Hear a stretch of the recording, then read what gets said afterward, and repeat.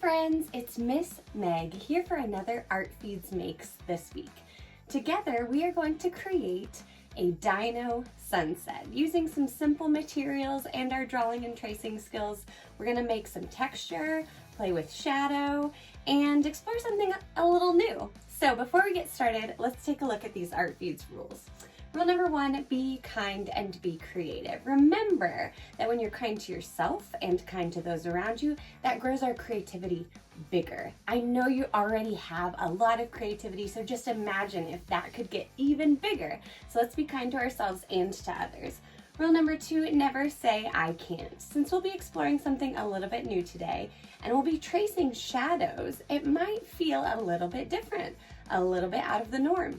And instead of saying I can't do this, instead say I'm learning, I will try, I can do it, or can you help me? And rule number 3, there are no wrong answers.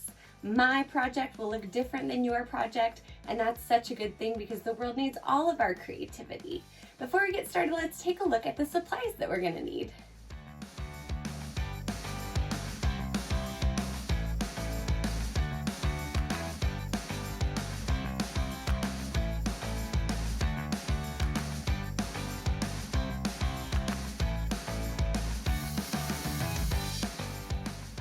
So we have just a few things here. I already have my strips of paper cut and ready to go, but yours might be in full pages and you might cut them into smaller ridges. Now I used colors that I thought might look like the sunset. So I've got orange, coral, yellow, some reds, all in here. But maybe you think a sunset looks different or a sunrise looks different, and that's okay. You just pick the colors that feel best to you. Then I've got my favorite art pad here from iHeartArt supplies, as well as my favorite drawing utensils, the thick and thin markers from iHeartArt, because they've got a nice thick line on one side and a thin line on the other side. Then I decided to use these dinosaur figurines. I've got a couple of different ones here. Now I know that the project is called Dino Sunset, but you might have another animal around you in your classroom or in your house or whatever space you're in. And I want to go back to that rule. There's no wrong answers. If you have a giraffe, that's great. If you have a teddy bear, that's great. We're just going to make a sunset around that object. So we need it to perhaps stand up, have a flat bottom, and stand up like this because we're going to shine some light on this and use that light to create a shadow, and then we get to trace that shadow for our artwork. I know this all sounds a little bit complicated, but you're going to see how it's done. So first we're going to start with the sunset, and then we'll do our shadow work with these. Let's get started.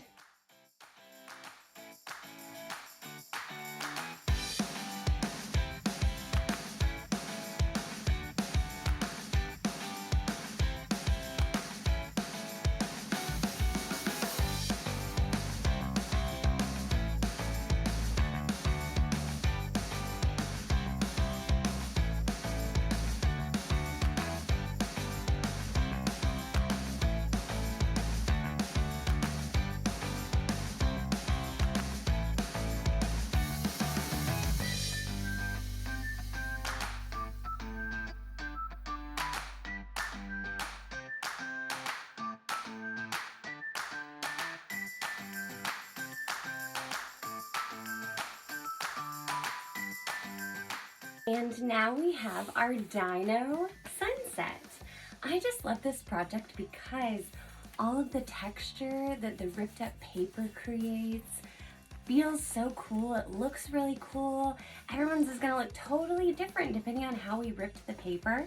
And then we got to play with shadow, and that affected the way that we drew our dinosaurs. You know, sometimes when you're playing outside and the sun is going down and you look down on the ground and your shadow is long and you look really, really tall, much taller than you are in real life. That's kind of what happened with our dinos. So see how small they are? And then when the light hit them, they created a long shadow like that. It's a really interesting way to try to draw something. So there's all sorts of ways, all sorts of possibilities on how you can experiment with drawing or making something. So remember that you don't have to use a dino. If you have some other kind of object, you can use that as well for tracing and practicing with your sunset.